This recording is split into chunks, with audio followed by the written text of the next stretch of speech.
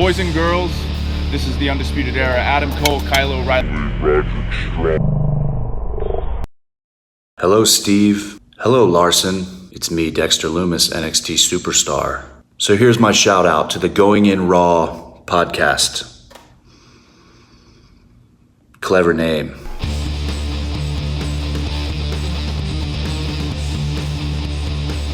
Hey, friendo, Steve here. And Larson. And welcome back to Going In Raw, the only pro wrestling podcast you need to be listening to right here at youtube.com/Steve and Larson, available wherever podcasts can be found. And of course, taped live at the Twitch at twitch.tv/Steve and Larson. We'll be doing our Royal Rumble live reactions with the Enforcer this Sunday on our YouTube channel. And then, of course, we'll be heading over to the Twitch channel for our recap of the Rumble. Should be a fun time for all, so come by and hang out with us. Then we'll be doing our predictions for the Rumble. Those will be dropping this Saturday, and we'll be, I think, taping them live on the Twitch tomorrow night, Friday night, after the SmackDown review. So stick around for that if you're going to hang out with us for SmackDown. Before we get into our NXT review, we've got some news. But before we get into news, I wanted to just point people in the direction of the AEW Unrestricted episode with Amanda Huber, John Huber, Brody Lee's wife, who obviously passed away around Christmas time. This is not a knock on anybody at all for talking about this in their news shows, but because obviously it's news. He's a wrestler.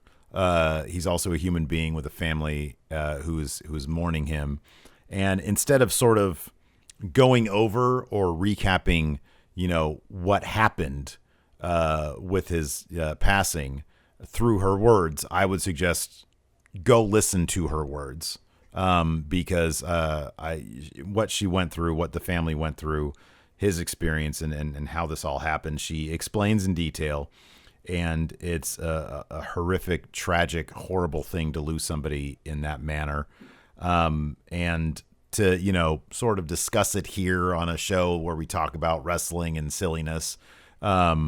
It doesn't feel entirely right.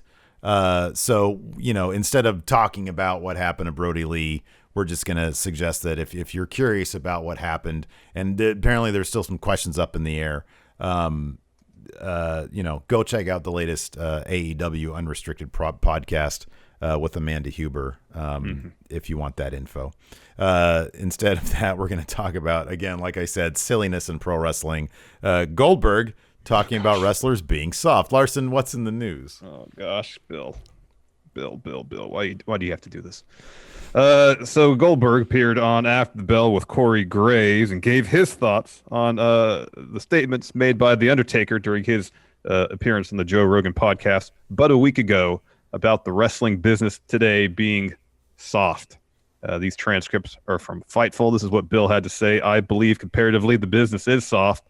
The business is in 2021, so it has to change and be different. Many superstars are bigger than life. It's hard in this generation to build those people. They're the type of people who have forced their way up and earned their spot. Drew McIntyre is one of them. When I was talking to Drew on Raw, I was speaking to the locker room. I was speaking to everyone. He's the leader. Times are quite different than they were back in the day, but people are soft and take offense to things. It's funny, Bill's saying this way too quickly.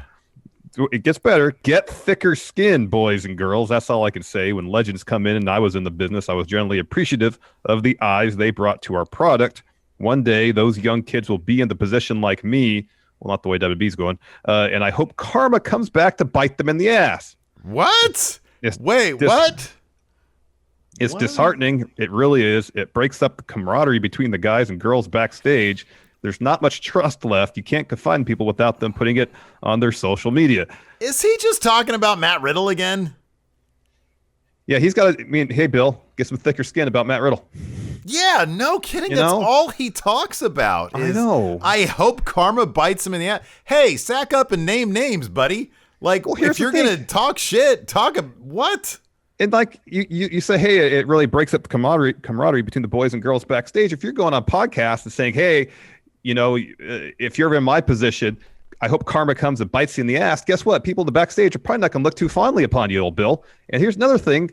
WB, like the way they're going now, there's no way in hell they're going to be able to build up superstars. And I'm laying the blame on this entirely on WWE, not the wrestlers themselves, because the wrestlers are fantastic.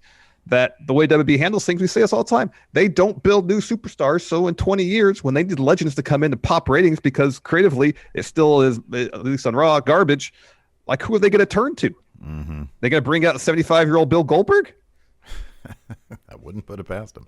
I know, but like the whole thing about have thicker skin, like everything with the whole Matt Riddle thing, like Riddle's just trying to advance his own career. That's all he's trying to do. Yeah. Appreciate it as such, and don't worry about it. Remember the promo, the Raw after Mania. So after showing off the air, Goldberg came out, dropped a promo that was kind of like a thank you for giving me one last run. But it also was kind of like, how dare you boo me at WrestleMania? I was just trying to show my kid I could still wrestle. Mm-hmm. And like, I remember him saying, paraphrasing, of course. I remember him saying that. I was like, I mean, the fans, they can cheer and boo who they want to. Yeah, it's like, dude, if you look, you made a lot of money, you made it to, you're still making a lot of money. You're never a good wrestler, but he did what pro wrestling. You don't have to be a good wrestler. Like some of the greats of all time are not good wrestlers. I mean, Hulk Hogan was when he went to Japan, but other than that, like it was Hulk Hogan. He didn't need to be he didn't need to be Bret Hart, and Goldberg didn't need to be Bret Hart. He went in there, did his thing, made a ton of money, and all Matt Riddle said was he appreciates good wrestling, good in-ring wrestling. A lot of people do. They want to see that kind of stuff. There's room for all this stuff. I don't know why he's so bitter about this. Yeah, stuff. he is. Like you made a ton of money, dude. You know what you brought to the table. So don't get mad now when people call that out. Yeah. What are we supposed to say? You're the in-ring worker that, Regal was? Regal knew that you weren't. Yeah. Maybe anybody who watched wrestling television knew that Goldberg wasn't a good wrestler.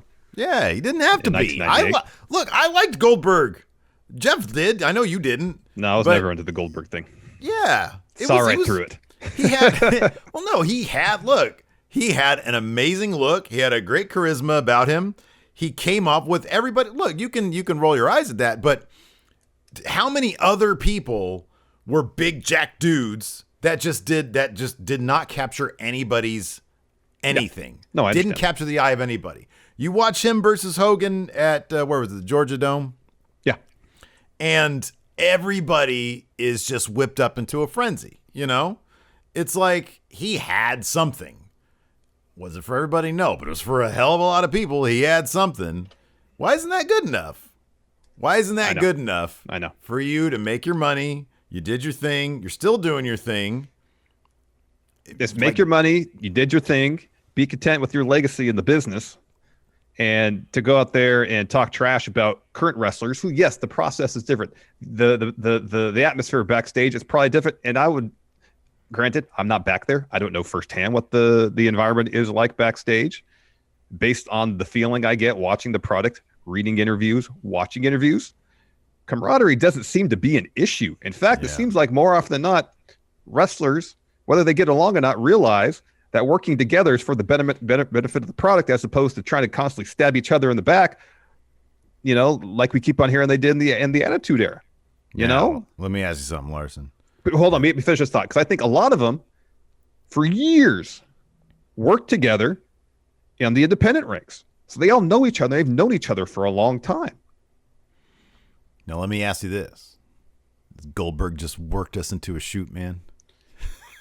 No, this is pretty consistent with Bill. This is pretty consistent, Bill. This is actually like whenever you've listened to it, whenever Goldberg has talked about anything, he sort of circles back around to this. There does seem to be like a weird chip on his shoulder about his legacy.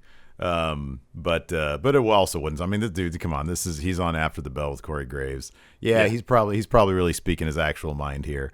But at the same time, you got to take it with somewhat of a grain of salt. The stuff about his conversation with Drew on Raw. I was talking to the locker room. Yeah, he's kayfabing his probably actual sentiments in that direction. And yeah, maybe he realizes I can use my own feelings about the stuff to advance a particular story. Mm-hmm. Yeah. I'll never forget that promo after that Raw when he came out, because at first it seemed very appreciative, and then he was like started giving fans crap for booing him. I'm like, like you got a good run. You probably made a nice paycheck. Your son got to see you wrestle, which was the goal. Yeah. The fans want to boo you. They paid for those tickets. Yeah. You know, that's their right, because he did get booed at WrestleMania. He did. Yeah, he did, yeah. All you got to do, man, just go out there, do your 5 moves. Exactly. 2 at this point. Hit a spear, a jackhammer, maybe a kick or two.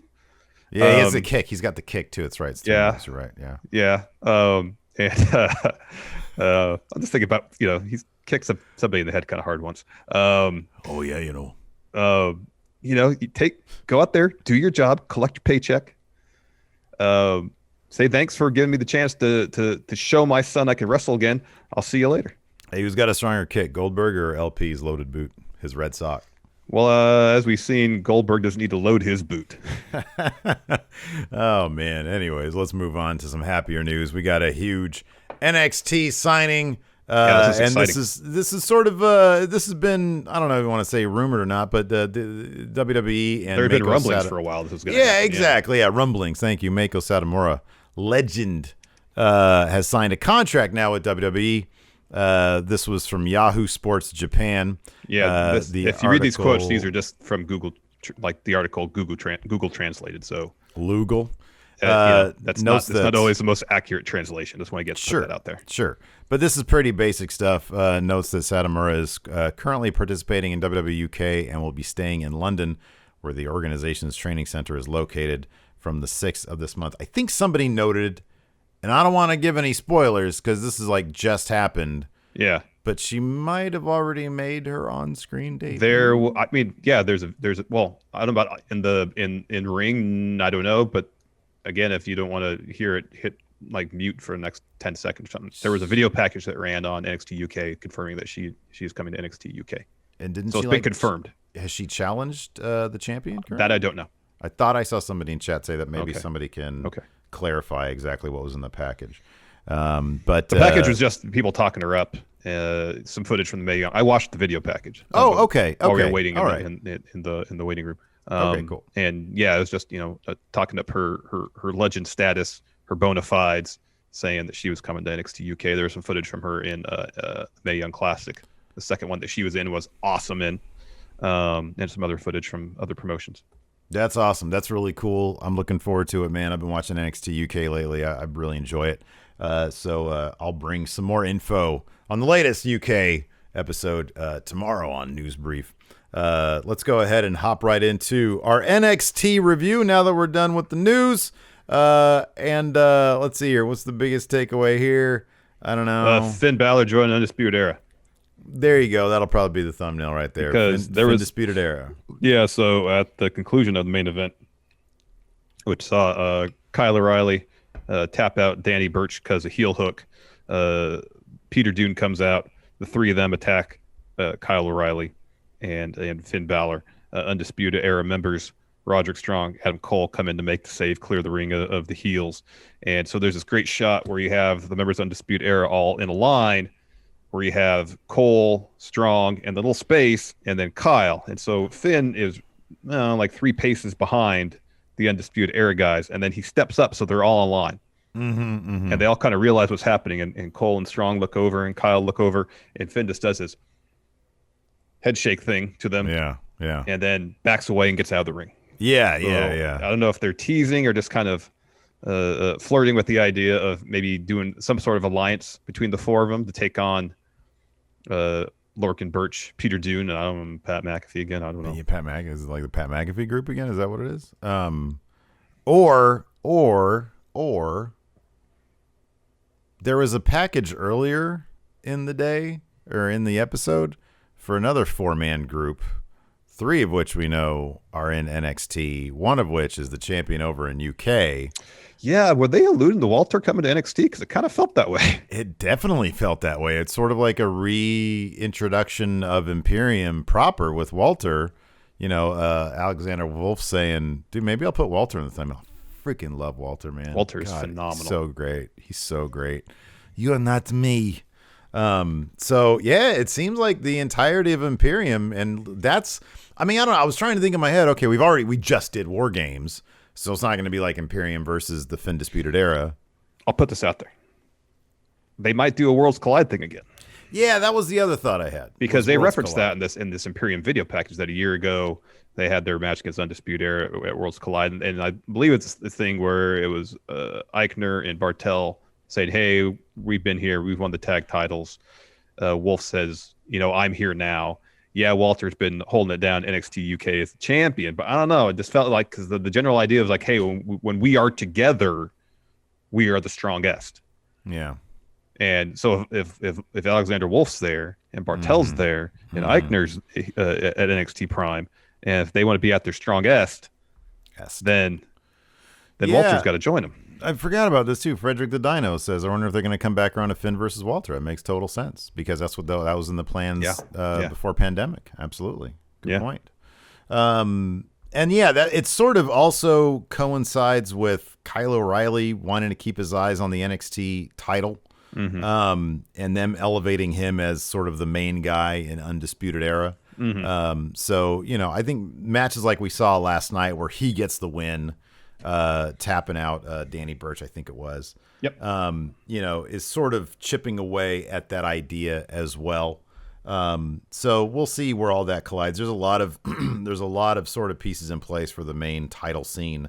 Obviously, it seems like all roads are going to end up with Karrion Kross holding that title again, but apparently he wants the cruiserweight title first, Larson. So. That was great. I love Santos. Santos was great, wasn't he? I loved his reaction at first. He was acting like he was all scared. It's like, oh yeah, time's up. Throws the card aside, and they laugh and leave. That was fantastic. Yeah, the great thing is the actual line though. He's like, "The end is near.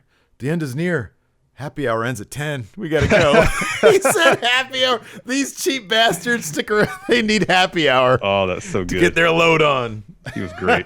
Great. That was so funny. Good stuff. So yeah, let's just go ahead and kick things off. I mean, pieces are in place. NXT's in a weird spot right now. I don't know how much longer. I wonder if, and I don't think they really, I doubt they would know this early. I mean, we're in January. Their contract doesn't come up until October. But I wonder if NXT is going to try to be less on par with main roster in terms of being a brand and more going back to its developmental roots a little bit more, try to build people up as strong as they can before they hit main roster. I don't know. I don't know what the philosophy is with NXT right now, but there's a lot of weird moving pieces going on. And, I still thoroughly enjoy it, but it just doesn't seem to be as cohesive in a way as maybe it was before. It seems like they're trying things, which I'm not opposed to, but it seems like they're trying to they're seeing, let's Kyle O'Reilly work as a main eventer. Maybe before they wouldn't have taken that risk, but now they're just like, hey, let's see if we can make another main eventer here. And they're not really doing anything with Adam Cole. No, not at all. And part of that could be the realization or the reality of it that, the AEW going out and signing a bunch of people from the independent scene, NXT doing that, being, they don't necessarily sign as many people, but they sign a lot of people. The kind of the well of available talent is not as vast as it used to be. So in the past, well, there's two things. In the past, you'd have someone in NXT for like a year and a half, maybe 2 years. They get moved up to the main roster. There weren't people that were in NXT long term where that required several creative cycles. And stories form. At the same time, if you're not bringing in new people constantly, then you actually have to do what they, do on the main roster, where you develop mid-carders and main eventers, lower carders and the mid-carders. You split up tag teams, see what you can do with them as singles wrestlers. They're actually doing that in NXT. And part of that is trial and error. They say, they'll say, okay, we need someone else to main event seed. Who do we think could really fill that spot? Kyle O'Reilly. He's great. Let's see what we can do with him. The chemistry of him and Finn's backstage stuff, where they're trying to make it seem very tense, but they just take forever to answer each other. Oh, God. It's not exactly working. I have in my Steve notes today. Did I send these out to the? Hold on. Sorry, Twitch chat. Oh, well, actually, we haven't even started our NXT review, really. I just sent out the notes to Twitch chat, but yeah, it's like that entire sequence I wrote down word for word. And I put like multiple spaces between it because it's so hilariously overdone with the pauses between things. Can I trust you?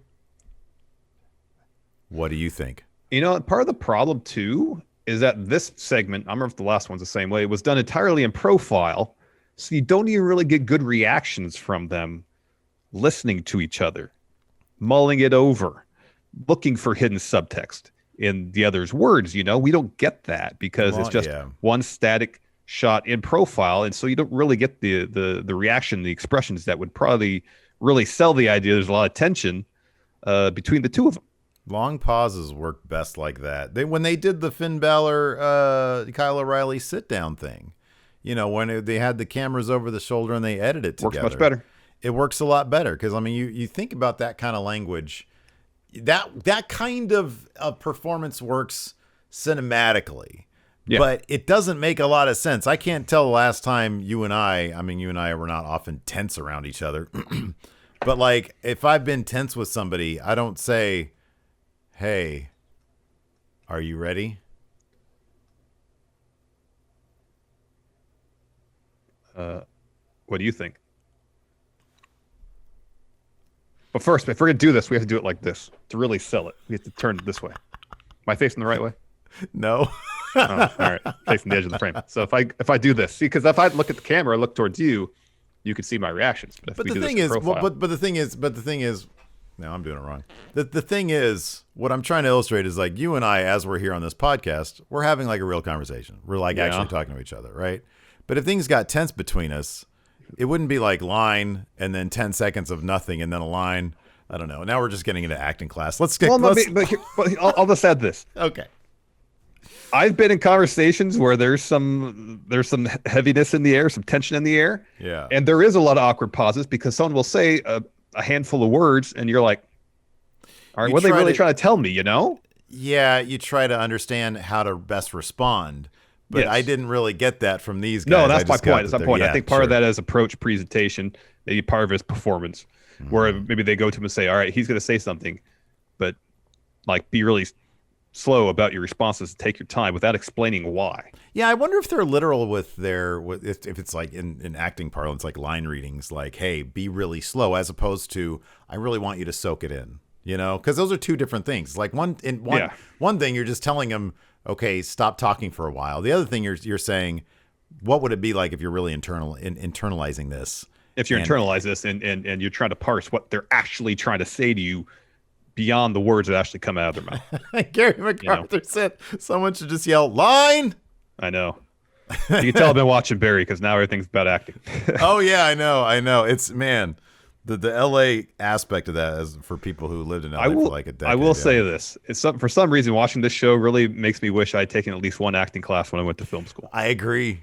Yeah, I agree. I mean, I only took it here at junior college, but I feel like, did I take, wait, no, I don't think I took one. I mean, we had to direct actors in film school, and that was awkward enough. It was because I wasn't as familiar with that language as they are. Yeah, right. Yeah. So like if I knew how to, I don't know anything about wrestling, but I feel like I could talk to Cal Jack about wrestling because I don't know a ton about the dialogue and of how professional wrestlers talk to each other. But I feel like I know enough where if he starts talking about things in purely pro wrestling sense, I could follow. And yeah, I know a little bit about miser technique and method acting and a couple other things, but to really get into the nuts and bolts of a conversation about it. Yeah, but it's interesting stuff. It's like whenever I notice something in pro wrestling that I hadn't noticed before, like I've never endeavored to actually look at, like what is it, the Secrets of Pro Wrestling show, or like really dive too deep into it. I probably should, but I kind of also feel like it'd kill some of the magic for me. But whenever I notice something that looks like a little signal from one wrestler to another, or ref to another, I'll text Cal and I'll be like, "Hey, I noticed this. Is this a thing?" And it's like, "Oh yeah, that's called to this." I think it was when Cameron Grimes tickled Damian Priest's asshole, and I was like, "Hey, what's the deal with that?" And he was like, "Oh yeah, it's this, that, the other." So I don't know. It's pretty funny. Anyways, kicked off with Dusty Cup action. MSK versus Killian Dain and Drake Maverick. And one thing that really bugged me about commentary in this, generally I like Vic and Beth and I love Wade Barrett. I think he's great. Mm-hmm. But Vic did the thing where if there's a young sort of, I guess you can edgy because they're funny guys who like historically, anyways, on the independents are known for they're smoking weed and stuff. Yeah. He called them fun-loving, Larson. Yeah. Fucking hate. Oh, these guys love to have fun. Who the fuck doesn't love to have fun? Yeah, everybody loves to have fun. I love having fun. I know you love having fun. We all define fun in our own ways, but what does that even mean? I guess I like fun well enough. Fun's okay. Fun's all right. Fun's good. It's better than boredom, I typically like my fun in the morning to get the day off right. I like my coffee hot, my beer cold, my water room temperature, and my fun first thing in the morning. Exactly, yeah. Fun. Oh, like you're so fun loving. Okay, Who doesn't love fun? I know. I thought we were trying to get a younger demographic. I'm not saying, hey, you have to say, oh, they love smoking weed, when they come out. Yeah. But anyways, so yeah, I do appreciate though that Dain and Maverick are trying to perfect the art of using one person as a projectile weapon. Mm-hmm. They do that a lot, and it's pretty entertaining stuff to see Dain, and Maverick participating willingly, just getting thrown around by Dain in order. Yeah, to I love that kind of stuff. Yeah. In the end, though, Dain is sent out of the ring. Nash Carter takes him out, the moonsault to the floor. Back in the ring, Drake rolls up. Wes Lee gets a 2.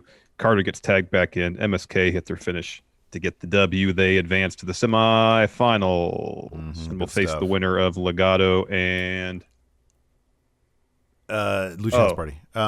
Yes. Wow, this is interesting. So the ratings are in. Thank you, A Big Puffed Rice, for these.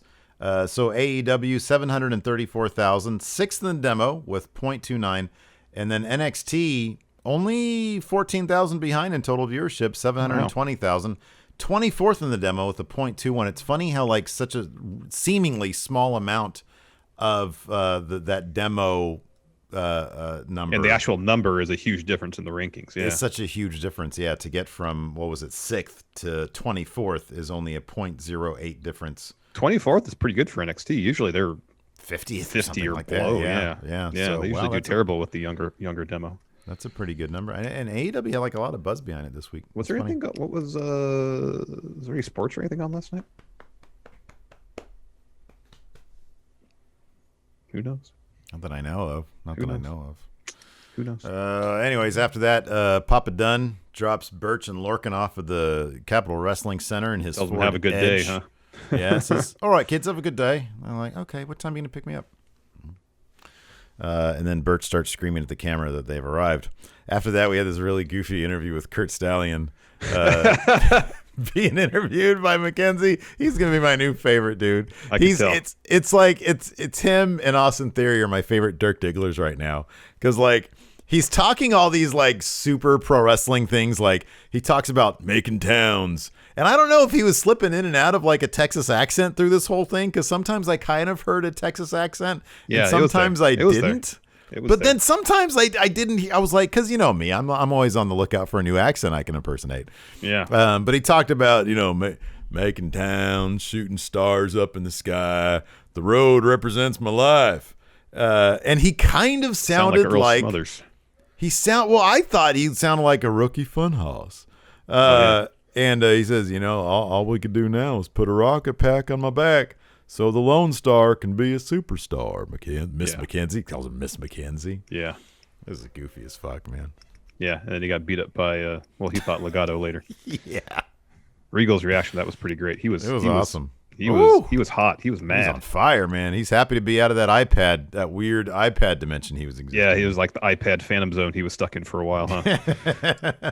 Isn't that what's called Superman 2, the Phantom Zone? Yeah, it was Phantom Zone. Phantom Zone. All right, so make sure I got my references right.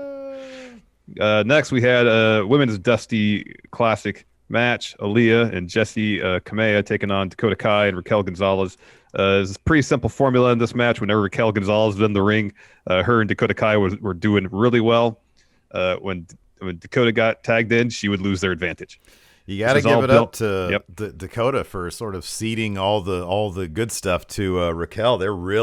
She even had like from the two of them, she had like a champion's entrance. Like Dakota came out first, and then Raquel comes out, and it's like she comes out with the big strut and everything. But yeah, she was dominating whenever she was in the ring, and when Dakota Kai was in, not so much. Yeah, and so in the end, Aaliyah hits Dakota with the DDT. Jesse and Raquel get tagged in, and Raquel drops Jesse with the clothesline, follows the powerbomb to get the win. It was like, I'm in, I'm winning now. I haven't seen a whole lot of Jessie Kamea, but her sell on that clothesline was really terrific. She did the little flipping inside out thing. It was really great. When she got tagged in for the first time early in the match, like, she's one of the few wrestlers in NXT who are as tall as Raquel is. Yeah, right, yeah. And so she gets tagged in and steps right up to her and like, wow, she's really tall. Former volleyball standout is what they said, yeah. Hopefully she continues to. I mean, she's been there for a while. She did like that nerdy gimmick like years ago. But she's sticking to it, so hopefully that something comes of that. Exactly. Next, we had an interview with The Way. Candice talks at first about as soon as she heard the Dusty Cup was going to happen, they were going to win the tournament. Indy was like, we don't care who we face, we're going to win. John is asked about the North American title stuff. As soon as Kushida's name is mentioned, he's like, I don't want to hear this name, and leaves. In theory, he's like, we don't talk Kushida since he lost. It's kind of like the curse. We don't talk about it. And Johnny comes back in, says, yeah, we don't say his name. It doesn't matter if he's gotten 2 fluke victories over him. He doesn't deserve a title shot. And Austin's trying to explain why they don't say Kushida's name. And it just serves to piss off John even more. John. I really want to know what direction they're giving Austin Theory, because it's perfect. I hope they just say Dirk Diggler. Perfect. That's exactly what it is. That's exactly what it is, because he goes to Mackenzie and he's not like, he's like, hey, Mackenzie, sorry, but, Johnny, just saying, we're not allowed to say the name Kushida around him anymore because it's kind of like the curse thing, And it's not like, he's not like the cock of the walk guy. He's Dirk Diggler. It's hilarious. It's fantastic. It's so fantastic. Perfect. So anyways, after they leave, Loomis peeks out from behind the curtain that was behind them. After that, we had a Scarlett video where she's apparently reading some stuff out of her diary in, I think, Romanian. And then she picks up tarot cards too. There's still tarot cards. Well, yeah, and then she's got the tarot cards there. Oh, yeah. And she talks about how the foolish will tempt fate. Talking about people stepping up the cross. Yes, Santos Escobar, especially using his name. And then she licks her glove, which I'm not into that these days. And then she says, "Fall and pray." After that, there's gonna be a YouTube video where Tegan Knox, Wish.com Captain Marvel, teaches actual Captain Marvel, Brie Larson, about how to train and stuff. Yeah, that's pretty cool. That is neat. That's pretty neat. You know? They said next week that's going to be on Brie Larson's YouTube channel. It's either next week or tomorrow. I forget which one. Yeah. So it could be today. I don't know. Anyways, after that we had Tyler Rust against Donte Rios, and this was meant to be just Bivens had a promo at the beginning, sort of setting this up, saying I chose this opponent to test Tyler Rust's physical and mental acumen. But clearly this guy, I didn't even know what his name was until Wade Barrett mentioned it like once. And I had to go on WWE.com and the results for NXT last night to see what his name was. Yeah, he mentioned it like one time, and I think maybe towards the finish when Rios was getting a bit more offense, and they might have mentioned it again. Gotcha. But yeah, this took probably a little bit more effort than Tyler Rust figured it would. But he was able to showcase his offense. And Tyler Rust does have a pretty cool moveset. Like some of the stuff that he's done, I haven't seen before. There was that weird, it was sort of like it was like a Spanish fly, but like they were both facing in the same direction kind of thing. Like they did like a big flip thing together. You mean the movie did before the at the finish, right? He did that. Is that? Oh. Yeah. So it was a Spanish fly, and then he went into the submission move. So yeah. Okay. Yeah. What did you think it was? No, because he's done that move before. That's why I wonder if that was one or if I'd missed something else. Okay, no, because it was really cool. I had not noticed. It is cool. It's sort of like Dean Ambrose's initial finisher in WWE, which is Dirty Deeds. But he would drive the person's head to the mat. He wouldn't do the whole. He wouldn't flip with them though. No. Was this the thing that he did that we were like somebody kicked out of? Okay, it looked a little bit maybe because Rios is a bit more. I don't know who he did that to before, but this looked just like a bit more on the athletic side because it was like a full man. It was cool. So anyways, he ended up winning with that submission move after. It was like a Rings of Saturn type deal. Yeah, it was like a Rings of Saturn, which is always a great move. But yeah, no, it was a good showing for Rust. But obviously Donte Rios got in probably a little bit more than Tyler Rust had thought he was going to get in. Definitely. After that, we had Grizzled Young Veterans and Kushida video package. That was followed by a Finn Balor interview. He's asked about his thoughts of the tag match, and Kyle O'Reilly steps in. and they just kind of stare at each other for a while. Asks Finn, "Are you ready?" Finn takes a bit to respond, "I'm always ready." And then O'Reilly kind of chews on that for a while. Can I trust you? Can I trust you? Finn says, "What do you think?" Well, I don't have to trust you as long as we're on the same page. See you out there. Wait. See you out there. Scene. And it was longer than that too. That was the quick version, right there. Yeah. It definitely was. Line. More Dusty Cup action. Grizzled Young Veterans versus Leon Ruff. Steve, you want to handle Zach Gibson's promo here? What makes you think your 5 minutes of tag experience can match up with our 15 years? That cup will have one name on it. Grizzled Young Veterans. Soon to be Dusty Cup Classic winners. There you go. Early on, Gibson gets flustered by Kushida. It's just schooling him. Yeah. They bouncing all around him. And the match was basically all about who can tag team better. And Kushida and Leon Ruff had some really, really cool tag team moves together, some cool tandem offense. But in the end, Grizzled Young Veterans, their 15 years of tag team experience did the job. They had Kushida, God bless him, kicked out of a Doomsday Device for 2. Yeah. I feel like that's got to be kind of the top. I don't know. Tons of people do the Doomsday Device. Yeah. Shouldn't that be? Isn't that like sort of at the top of the moves that like people shouldn't be doing? Well, I mean, how many people did the Road Warriors beat using that move? You know? Yeah, I know. That's why I don't think anybody should be kicking out of it. Like, there are very few moves that I think should be protected forever. Protected like that. Doomsday Device is kind of one of them, man. That killed everybody. Yeah. That killed scores of people. Hey, man. That's just proof the industry isn't soft. Years ago, a move like that would finish anybody. Today, you barely get a 2 count on it. Wrestlers are tough as nails, way tougher than wrestlers of years past, Steve. Get with the time. Yeah. So anyways, after Grizzled Young Veterans get the win, the way he hit the ring, they start beating down Kushida and Leon Ruff. Kushida tries to fight back. He runs into a super kick. So Theory is holding up Ruff on the floor as Johnny is hitting Kushida with one final beat. Gargano grabs the North American title, holds it over Kushida, and then Loomis pops up behind Austin Theory. Austin gets scared, runs in the ring, and points at Loomis in the crowd. Soon. Backstage, Curt Stallion's been attacked by Legado del Fantasma. So now you're sounding like Matthew McConaughey. Yeah, because it's a Texas thing, so it's got to be Matthew McConaughey. That's got to be my Curt Stallion. All right. And but that's what he said anyways. But afterwards, we were in the middle of an LDF interview, and Regal comes raging in. All right, who did it? I know it was you, Santos. And Santos was like, no, dude, I was here the whole night. Ask my 2 best friends who would totally cop to that. Yeah, they'll support my alibi.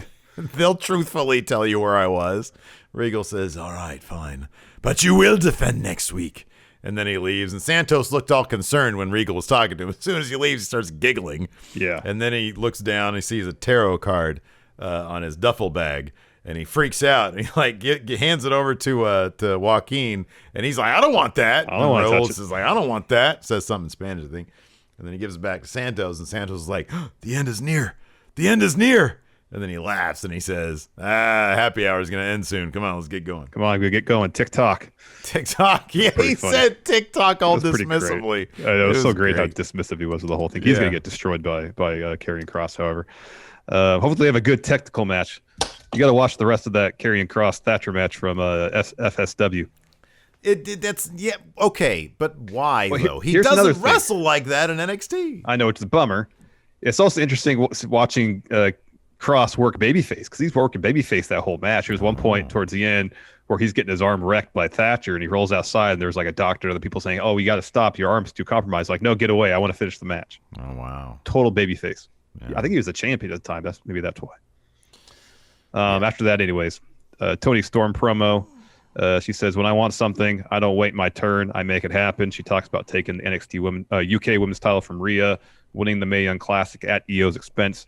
Now, she wanted to be the first to win the Dusty Cup, but Io took that away from her. So now she wants to hurt and ruin Io, but more than that, she wants the women's title. Io interrupts, says, "Hey, I've made it clear. I don't like you, Tony." Tony takes her down with the double leg takedown, hits some punches. Io reverses. They brawl. Io drop kicks Tony out of the ring. Mercedes Martinez attacks Io from behind, hits a choke slam bomb, grabs the women's title. Tony comes back in. They argue. Io hits Mercedes with a springboard dropkick that sends Mercedes into Tony. Tony tumbles out of the ring again. She hits Mercedes with an uppercut, some corner knees, goes up top for a moonsault. Tony knocks her off, pulls Mercedes out, rams her into the apron, and then hits 3 hip attacks on Io Shirai. It seems like we're getting a triple threat bout for TakeOver on the 14th between the three of them. Yeah, it certainly seems that way. White Brownie here in chat says Cross could have a 5-star match and Steve would be like, "Nah, I'm good." No, that's not true. That's totally not true. I want to see that from him. I would love to see that from him in NXT. But if they told him, "Hey, dude, you need to act like you don't know how to wrestle," then you're not going to get that from him. It's really interesting because that's not watching him work a more technical style against Timothy Thatcher. And granted, I don't know if that's how he wrestled across the board, prior to joining WWE. I saw a little bit of his stuff in AAA that was usually in like tag matches, don't really showcase that particular style. Sure. But if that is how he wrestled, like that's not something anybody does in WWE. Work a really technical catch can based style of someone that size. Imagine like Timothy Thatcher, who's 2 inches taller and about 30 pounds heavier, working that style, having that kind of technical ability. Well, not quite Thatcher's technical ability, but pretty good. Plus, working a bunch of power moves into their arsenal. There's like no one that really wrestles like that in WWE that I can think of. Yeah. And it's essentially they're like, "Oh no, we're just going to make you like an unbeatable, monster who just destroys everybody," which we've seen countless times. Just be a NWO. Just try to be like your best. Do your best, Brock Lesnar. But Brock Lesnar is he's a hell of a storyteller in there with the right opponent. Like he can, he'll and for a guy his size, he has fast feet. Yeah. He's quick. Yeah. Anyways, next we got a Swerve interview. I like this. So the question was, why did you get involved with Bronson Reed Why did you get involved with Bronson Reed's face last week? I don't know why I put that down. I think the question was, why did you get in his face before his match last week? Correct. Yeah. That is exactly what the question was. Okay. And so Swerve says, Bronson gets in my face. So before my match, but then when I go to check him, it's supposed to be my fault. Everyone likes to point their finger at Swerve. In fact, it's not just in NXT. It's been all my life. So here's an experiment. Point your finger at me. Larson, point your finger at me. Now, how many fingers are pointing at you, Larson? I haven't heard that since I was in grade school. That's the only thing. It's like, all right, I get this. I get what you're saying. I like this development of Swerve's character. I just thought as like a punctuation for this. I was like, all right, these are playground insults here. So no, you're 100% right. I thought everything except for that last bit was really good because it's just, I don't know. I feel like they're finally, after like, how long has he been in NXT? It has been a little while now. Yeah. They're finally coming around to a personality type. Mm-hmm. Not necessarily a guy who has something to work with, but he's got, he's a chip on his shoulder because everybody points fingers at him his whole life, right? But the funny thing is, like, the first time I heard that, wasn't on the playground. It was actually fairly recently, and it was in a comedy bit by a British comedian, Shabuddy G. Really? And it was hilarious. Like it cracked me up. And so that's what I thought of when I saw this. And because it's like, God, what is it? It was something like, I'm not going to do my impression of him. But anyways, it's really funny stuff. So yeah, I thought that was pretty cheesy. After that, we had that Imperium video we talked about a little bit where they're talking about how they work global localization for Imperium, and Alexander Wolf is, he says, "I'm here now," but that's not where it ends. And then there's all sorts of shots of Walter. We're stronger together, that kind of stuff. Yeah, yeah, and clearly Walter is with them. So yeah, maybe he's coming to NXT Prime. Who knows? When Worlds Collide? When that was at the beginning? That was around a year ago, wasn't it? That was Rumble Weekend last year. That's right. Yeah. Ooh. After that, we had Adam Cole and Roderick Strong interview, they're asked about facing Ciampa and Thatcher. Cole says no one knows Ciampa better than Undisputed Era. Says as far as Thatcher goes, they know he's tough. They got their hands full. And Strong says they're experienced and tough. But as a team, he and Cole are tougher and more experienced. So there's no way those two dorks are going to stop them. And that's undisputed. That's Strong. Babyface Strong just isn't what heel Strong is. Really he isn't. tried. At least he's tossing dorks in there. Yeah, dorks is a great term, but he's got to be like rude. When he's rude, he's great. When he's not, he just sort of seems like an NPC. After that, we had Isaiah Swerve Scott versus Bronson Reed. This is just a ton of fun here, man. Yeah. Reed starts out really strong, hits a suicide dive on Swerve. That was a lot of fun. Swerve tries for a rolling flatliner, and Reed literally just tosses him aside. So he just bats him aside. It was great. That was awesome. Reed gets a close two with the Death Valley driver. Swerve gets a comeback, and he hits his 450, but Reed kicks out of that, which just stuns Swerve. And then Reed goes up, hits Tsunami for 3. Really, really fun match, though. Really fun match. Yep. Good stuff. Next, we got a Tommaso Ciampa promo. But pretty much as soon as he starts getting to his point, Tim Thatcher takes a seat next to him. Ciampa's like, hey, sometimes you're in a fight, and the person you're fighting based on the fight, they demand your respect. And Thatcher talks about, being in that fight that changes you both physically and mentally, changes your vision moving forward. Out of anguish and struggle, respect grows, and that is why he accepted to be Ciampa's teammate in the Dusty Cup. Ciampa says the Dusty Cup represents opportunity. Next time, Undisputed Era, we're going to war. And then he throws his chair aside. So a little bit to pick apart here. This dialogue they wrote for Thatcher was pretty terrible, but I can listen to him talk about anything, and the dialogue can be really bad, and I will still be all in. His cadence, it's almost like it's borderline Christopher Walken, the way he talks. Yeah. It's terrific. I wonder if he does the same approach where he takes the script and gets rid of all the punctuation and capital letters. That could be. There was something I read recently, and I didn't read the actual thing. I just read like the Twitter breakdown of it, so who knows if it's true. Yeah. Where Christopher Walken said that he grew up in an environment where nobody spoke English as their first language. And he said his speech pattern is that of a person searching for an English word. And I was like, whoa, that's fucking deep. That's crazy. Because it's like the most unique speech pattern in Hollywood. Yeah. Ciampa just comes off as completely checked out, by the way. Yeah. He's like when it first shows up, when the camera first gets on Ciampa, you could see the heavy sigh. You could see it. You can tell he's like, all right. And it's just words. It's just words that's coming out. Words like opportunity and challenges and shit like that. And it's just he's over it. He's like, well, I don't want to go to Maine, so whatever. Then we get our main event: Kyle O'Reilly and Finn Balor teaming up to take on Oni Lorcan and Danny Burch. So Kyle O'Reilly, I guess he had a separated jaw or something. At least that's what they said. Yet he's been cleared to wrestle. So of course Lorcan and Burch target that. Finn, he's got that giant sleeve on his arm because Kyle O'Reilly was working his arm on New Year's Evil. They were going after that. Was enough to get the win, though, as you mentioned at the beginning. Kyle O'Reilly catches Danny Burch from a drop kick right into a heel hook. Burch taps. It was a fun match, though. It was a really fun match. Yeah. Afterwards, Kyle O'Reilly and Finn are kind of jawing at each other at one point, and that's when. And then this is great because they're like talking, but it seems like there's no. It's supposed to be tense, but I don't feel like any genuine animosity between the two of them, because they just kind of sound like they're casually talking, but like with some exaggerated head movements to make it seem like they're actually kind of, there's some tension there. And Kyle O'Reilly just looks behind Finn and goes and points and leaves. No, he didn't leave. He got taken out. Sorry. He got taken out by. He was gonna help him. I think everybody's trying to be Clint Eastwood. Yeah. I think that's what it is, and it just comes off as. It's like the we've talked a lot about acting class today, but it's like the director said, okay, do this scene, but with no emotion.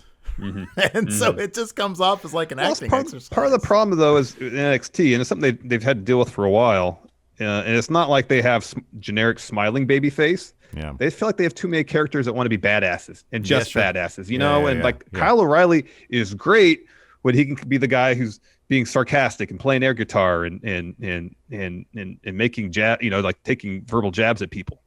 He's really good at that. Yeah. And you can still be a face and carry yourself like that. You're just not as mean about it, So what we're seeing, more playful, less mean. This is a great point. What we're seeing is if Big E decided to take some people's advice and ditch the New Day stuff. It's like what we see right now with Big E. I still think there are steps they need to take to separate him and really make him his own guy. But he's doing his personality. He's keeping his personality, but he's transitioning to a solo thing. Whereas Kyle O'Reilly is trying to transition to a top guy, but in the process, he stripped his personality from it. I don't where is the guy that would air guitar? Where's the guy that was, cracking jokes? Where's the guy who knew how to flip the switch from joke guy to serious guy? Now he's just trying to be like Finn, basically. Yeah. He's trying to match Finn. I know. And like I said, it's something that NXT's had trouble with for a while is there's just too many people, whether they're face or heel, who are kind of the same character. Hey, I'm badass. Mess with me and I'll punch you in the face. Mm-hmm. There's just not a whole lot of variation of characters in NXT. Yeah. That's it. That's it. Anyways, so because I'm thinking about it. You go down the roster and it's like a guy like Bronson Reed. He had that one interview. Hey, did you notice the thing he did after? I don't know if he's done this before. The thing he did after the match. You sort of see him in the background because Swerve is nursing his injuries, and Reed does this. He sort of makes a claw. And he's done that for a while. He has? Yeah, about after matches, but the claw thing has been his thing for a while. Yeah. Okay, is that he's a Godzilla type? That's the thing. He's it just made me think of the scene in Step Brothers when the dad's like, I wanted to be a dinosaur. Yeah. I couldn't be a dinosaur. Yeah, I feel like ever since he's debuted in NXT, he'd always, they do their pose to the hard cam before the match starts, and it's always him with his hand up like that. He would do this. Oh, maybe it was because it was a different angle. I noticed it in a different light because he did it and it just looked awkward. He's always done that. Okay. At least in NXT, right. I think he's always done that. Anyway. Like everybody in NXT, I guess it's kind of wrestling as a whole, where there's the formulaic nature of one's entrance. They walk through the tunnel. They have their pose on the stage. They have their walk down to the ring. Whatever they do there, they get in the ring. They got to have their pose to the hard cam. It's funny because and again, I'll take the competition in AEW to kind of a cartoonish degree, which can be sometimes for me off-putting. Everybody has their quirk. Everybody has their they're all very distinct, quirky personalities, And sometimes it gets to be a bit much because everybody's just trying to stand out and everybody's just trying to be quirky, And sometimes, there's a happy medium between everybody being basically the same character and everybody being totally different characters. Yeah, well, no, on NXT, it's in AEW, sometimes it's well, you're not a believable person at this point. You're just silly. Over in NXT, it's well, where's your personality? You're just trying to be a badass right now. NXT is it's no way it's humanly possible to have this many badasses in one place, Somebody is lying to themselves about being a badass in this room. Exactly, yeah. Yeah. Anyways, Pete Dunne, there's the whole attack thing. Undisputed Era send them out of the ring. Oh, no, sorry. When Cole and Roddy come in, Pete Dunne snaps Finn's fingers. The heels flee, and they have that bit where Undisputed Era and Finn are all standing shoulder to shoulder, side by side, and Finn kind of looks around and backs up and leaves. So who knows how that's all going to play out. Yeah. Anyways, want to answer some questions? Yes. Alex C dropping us he's on an 8-month streak. Whoa. How is he? He's only has an 8-month streak, and yet he's one of our mods. I feel like he needs more of a streak to be a mod. You feel like you expect more from him. Interesting. Yeah, I do. Retroactively. Okay. I want him to accomplish the impossible. He owes us a lump sum payment, is what you're saying. Exactly. Although he claims here in the comment that says he got 8-month streak, he says 8 months of wasting money. You can make that point too. Stevens One way J to put it, here yeah. says, I'm a classically trained actor instructor. It's just really cool hearing you guys talk about it with wrestling, since I generally think wrestling is such an amazing form of theater. 100% agree with you there, Stevens Absolutely. J. I wish I knew more hearing about us acting. Talk about it too. I wish I could speak with a little bit more. You never even took one expertise. at AR at Nope. American River? Yeah, you would have had fun in it. We should do it now. We should do that. Okay. When COVID's over, we'll take an acting class See, together. here's my thing though, is like it's God, I my just anxiety. laughed the whole time. Oh, I know, it's my anxiety. I feel uncomfortable really putting myself out there. Yet that's what I do on a daily basis. It's on a like podcast. putting your dick out there for sure. I threw a plate through a window, a pan I've through a heard the story. window. Yeah. on accident, and then I threw I had to adjust it, and I threw it at the actual my scene partner. He was cool though. Just couldn't get that aim right, huh? I couldn't. No, that was the thing. Like, I think the first time, we're playing a scene where two roommates like hate each other or something, or we're friends and we're roommates and it just isn't working. And I throw a pan at him, or a pot at him rather, and he ducks, and I'm supposed to throw it over. I'm not evidently coordinated enough to do that. And so, like, the first time I chucked it at him and it hit him, and he just rolled with it. It was great. And so my teacher was like, "Hey, you got to make sure you aim that right." I'm like, "Yeah, no shit." And so the second time we did it, and I made sure not to hit him, but it went straight through the fucking window because it was like a portable classroom. Let me ask you this: was this something that was scripted, or is this some sort of little improvisation? You guys had worked scripted. out? It was in there. I had to do it. That's interesting. I had to throw the pot. So I feel like it's one of those things where as roommates, unless it got to the point where like physical altercations happen on a regular basis, you wouldn't just go from nothing to throwing a pan. You know? Oh, yeah. There's all this passive aggressive stuff that would have to precede that. It was a build. I forget what the Okay. scene was. It was the scene, but I don't know. I forget what it was, but there was a build to it. Funniest part of the funniest part of that class was this one dude who did. Oh God. And it was funnier because my scene mate was a funny guy, and I remember like we were doing our final scenes, and there was one other guy. Or there was another scene that was going on. It was between a guy and a girl, and this guy, for whatever reason, I think because he rode his bike to school, he was wearing bicycle shorts. Mm-hmm. This guy also had a raging boner during the scene. Oh my gosh. And he had to, at one point he had to lay on his back. It was like the worst possible conditions. The whole class was like putting their head in their hands. And so like we're leaving afterwards, and it was just funnier because my scene partner, who was a funny guy, was talking so much shit and laughing his ass off. It was the funniest thing. Oh, Cultaholic. What a perfect time for Cultaholic to raid when we're talking about an acting class where a guy had a raging heart on. What's up, everybody? Hello. Hello, man. DJ Booty Dan says, "Soccer mom done dropping the kids off at the center, but we'll be back with juice boxes and orange slices later." Have a good day, boys. James Fletcher says, "You can only ever rematch one NXT match. Which one is it?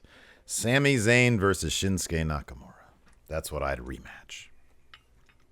John versus Andrade. Oh, that's good. I know they did have a rematch, but their takeover match was so dang good. Still one of my favorite takeover matches ever. John. I think Shinsuke versus Sami might be like one of my favorite NXT matches ever. So good. Let's see here. Oh, wow. Oh, here we go. Jaime Fonseca.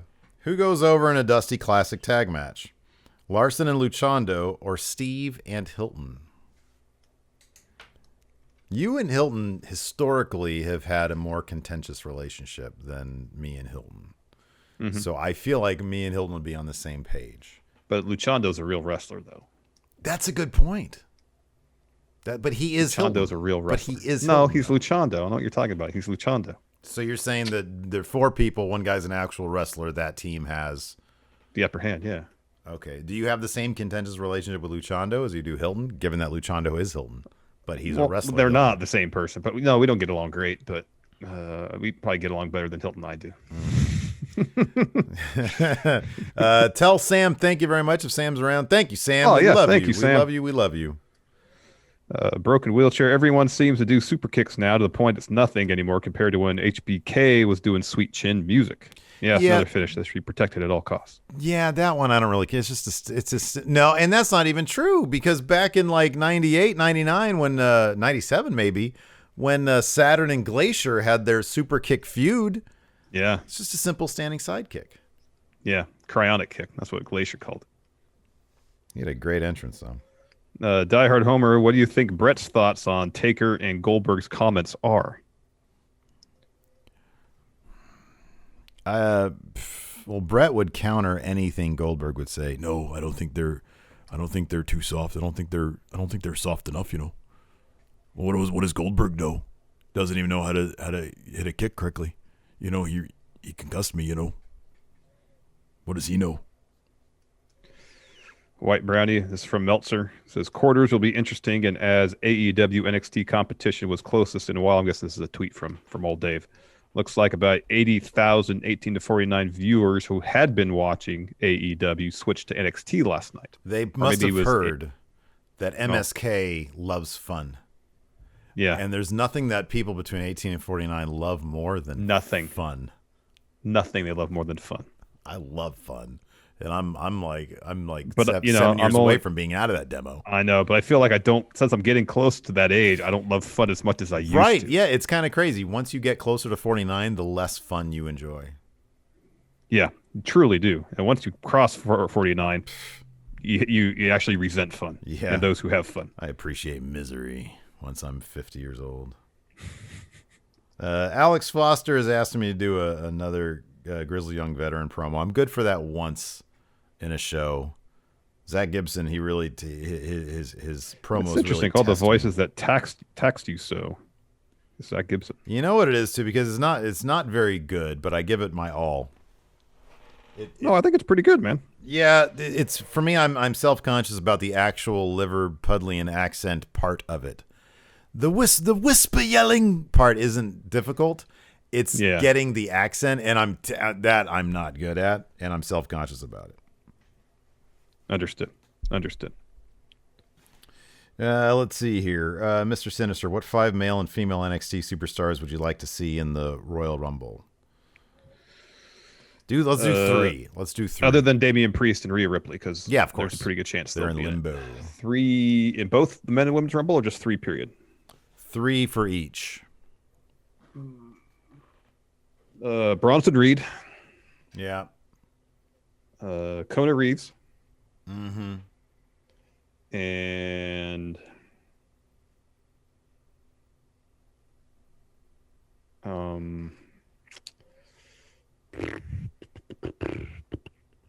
Santos Escobar. Oh, Santos is that's a good one. I'll go with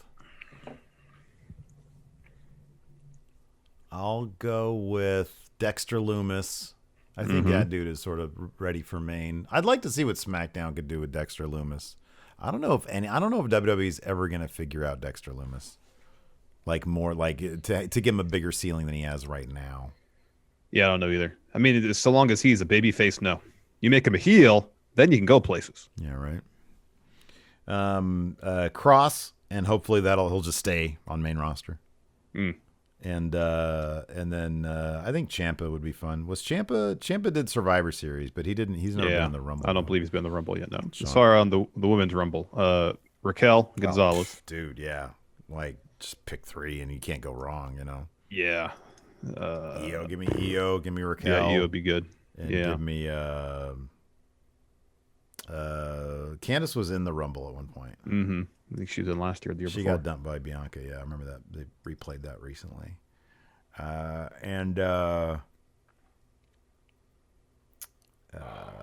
Chelsea Green. She's already debuted on main roster. Well, that was one match. Oh, that's so sad, man. It is a bummer. She just posted something on Twitter of her doing like a handstand. Oh, that's cool. So it seems like recuperation from a broken arm is going well. Gregory Fiala, Steve, is Zach Gibson your favorite thing in NXT today? Yes, 100%. 100%. Because Zach Gibson, he's one of the few that falls out of the I just want to be a badass. Mm-hmm. Mm-hmm. He's a fully formed piece of shit character, and it's great. He is. He's just not a badass, as you mentioned. He is a fully formed piece of shit. Talk about a dude who hates fun. That dude is the ultimate fun-hating person. That he is. Night by night, what NXT superstar would you like most to see compete in professional lawnmower races? Zach Gibson. Now, look, I'm sorry, every answer I'm going to give is going to be Zach Gibson. Who do you want to see in the Women's Rumble? Zach Gibson. Soon to be winner of the Women's Rumble. Soon. Gareth Nicholas could NXT ever pull off another Ciampa Gargano storyline, or has this run its course? It's run its course because Ciampa, I feel like, would just heavy sigh his way through the whole thing. Oh yeah, it's crazy though. Like, it's because, you know, the thing is, man, when you run face and heel, like, there's really, what more can you really, like with Gargano, great heel run because he hasn't been heel before, and they really found a new solid, completely different direction for him to go heel. It's not just John Gargano being heel. It's like a completely different Gargano way. A lot of people here in Twitch want a sequel to Serial. Did you watch that intro from the most recent 10 for the Win Classic, Steve? No, fuck, I gotta do that. You gotta check that out. Hammond Serrano. I give you $1 million to open up a restaurant with the condition that it has to be themed and front of the house must be run by a wrestler.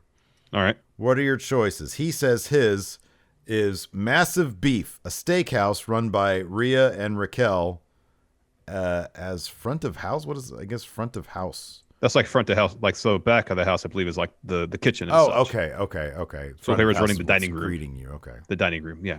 Okay.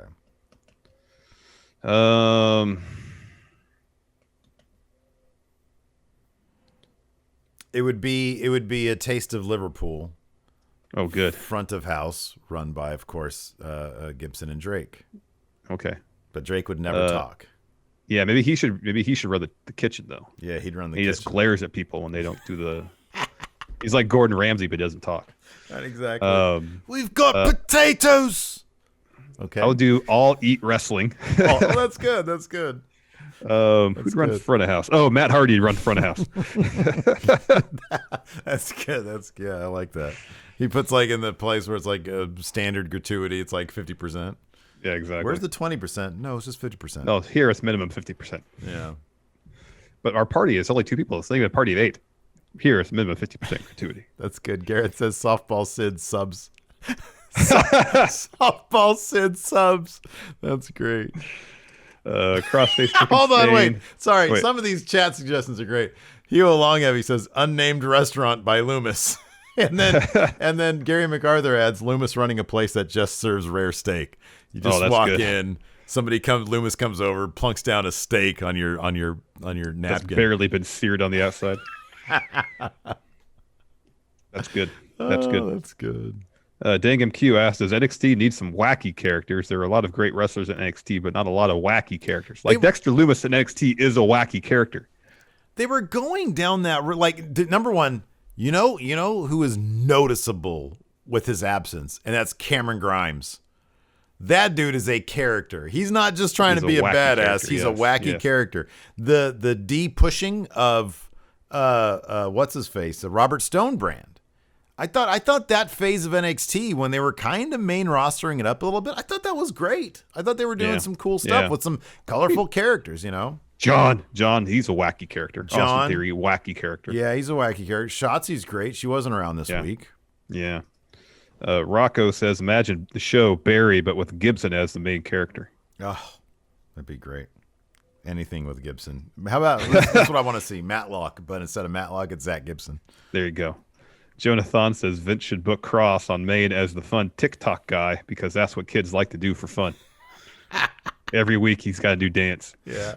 That's good. Or he's the guy that rides around on the skateboard singing Fleetwood Mac. Yeah. Twinewinder with the sub. Thank you very much. Oh, this is good. A good idea. Nicholas says, I'd like to see Raquel and Rhea start the Rumbles number 1 and 2. That'd be cool. That'd be good. I do feel like it's going to be Bailey and Bianca, though. Moses supposes, would you rather watch a great match with a crap finish or a bad match with a great finish? I'd rather watch whatever has the great finish. That leaves the lasting impression. But at the same time, if you watch a crap match and it just has a good finish, I feel like the payoff for the finish is somewhat correlated to the quality of the match that precedes it. From a storytelling perspective. Yeah, like people were saying, here's an example I'll bring up. SummerSlam, Drew versus Randy. And a lot of people crapped in the finish because of the backslide that Drew won with. But in terms of the story they were telling, it made complete finish. That's not a crap finish. But people were crapping on it because it wasn't decisive in their minds. Like he didn't hit a Claymore to win. But as the story unfolded, it made a ton of sense. Yeah, but I'm talking about a universally crap, like a crap finish. Like you know it's a crap finish. Like it could even be like a wonk finish. Give me the good match. I'd rather take 19 minutes of brilliance and 30 seconds of I something would underwhelming. rather I would rate HBK versus Bret Hart Iron Man match because of the finish, even though the preceding 60 minutes was a snooze fest. I'd rather that over, I don't know, if Omega Okada ended up in a like a fucking, Suzuki-gun Bullet Club weird overbooked wonk finish. For me, I'd rather take the minutes of brilliance that precede the 30 seconds of disappointment, because at least what you got beforehand was really good. Now that I think about it, it's kind of a wash, to be honest with you. I don't know that I'd prefer one over. Now that I illustrated that way, I'm not sure I'd prefer one over the other. Yeah, because it's like either way, you're left with blue balls. Kind of, yeah. Yeah. Dodger 210 just noticed Ed Fries gifted me a sub and want to say thank you to him. Thank you, Ed Fries, for gifting a sub. Thank you, Ed Fries, or is it Freeze? Rocco, do you like Rumbles where reward is an opportunity a championship or the reward is the belt itself? I don't mind the reward as the belt itself. It just can't go that well too often. Wait, what's the question? Do you like Rumbles where the reward is an opportunity at the championship, which has historically been the case, or Rumbles where the reward is the belt itself, which I think has only happened twice? Oh, yeah, I don't know. I don't really. I'd prefer just the opportunity because it's like, oh man, we're at the Rumble, and then we get to go to Mania. Like they have successfully sold the Rumble as, man, whoever wins this, whether they're in the main event or not, gets to main event WrestleMania. Mm-hmm. Which that has, I think, really properly been sold as a really big deal. It's a huge deal. Yeah, you get to fight for the biggest prize on the biggest stage. I like that better than just winning the title in a Rumble. Jodathon, they should have a Wacky Races episode of NXT to establish new wacky personalities. So that you get like everybody gets their car. Mm-hmm. Yeah. And then you got to establish your personality through the vehicle that you construct. Oh yeah. And of course it's all wacky. Of course Shotzi would have a tank. Yeah, that would be her vehicle. Zach Karrion Gibson Kross would have the double decker. There you go. See? What's Cross's? His car. So, like his car he drives up in. No, it needs to be like some sort of sex magic car. Well, yeah, but like the basic, he'll chainsaw off the top and have all sorts of weird occult stuff on it. And it's got like the flaps that have like the lady on it. Dodger gifting the sub to Dan Hitchers. Thank you so much, Dodger. White Brownie says Eddie Kingston versus Lance Archer in a lumberjack match at Beach Break has been announced. Cool. Oh, that's neat. That's cool. I'm into that. Patrick Sparks. How would you explain last night's show and its storylines to a person who has never watched any wrestling? Explain Ciampa and Thatcher. Explain that segment to somebody who's never watched wrestling before. So they got in a fight and learned that they liked each other through fighting, and so they teamed up. That's good. Now you give me a segment, I'll explain it to somebody who's never watched wrestling. Explain why the Young Bucks and the Good Brothers kind of like each other but don't. Oh, wow. So have you ever had friends and you have a mutual friend who's a piece of shit, but like you know each other through this piece of shit? Really? Like that's what's happening there. And you guys learned to discover that you guys like each other more than you ever liked that piece of shit. Exactly. But you're not sure that you like these guys enough to warrant being around the piece of shit still. So yeah, or if you like those guys enough that you're willing to like kick the piece of shit out of your life just for these guys. Right, exactly. This is a good one. Lubricant Hornet says, would you rather take a top rope senton from Bronson Reed or watch the last month's episodes of Raw back to back? I'd rather take that senton. Just get it done with. Maybe. Maybe. If you crack my ribs, so be it. I trust him. I'm just trying to do something. Says a kayfabe table for 3 with Loomis, Otis, and who else? Oh, wow. Well, Loomis wouldn't do any talking. Yeah, right. He would just sit there and chew his food loudly. Oh, yeah. Slowly, but loudly. Yeah. His barely cooked steak. Yeah. Ciampa. There you go. Because he just sit there, why the hell am I even here? I feel like he's asking himself a lot these days. Why am I even here? What's the point anymore? Yeah, could be. That's a good question for all of us. That's going to do it for us today. Thanks, everybody, for tuning in. We appreciate it. Twitch chat, stick around. We'll hang out for a little bit. Yeah, we got to ask Steven Larson coming up later today, too, so be on the lookout for that. That is correct. Thanks, everybody, for watching. We appreciate it. Until next time, we'll talk to you later. Goodbye. Help support Going In Raw today by becoming a Friendo Club TV member.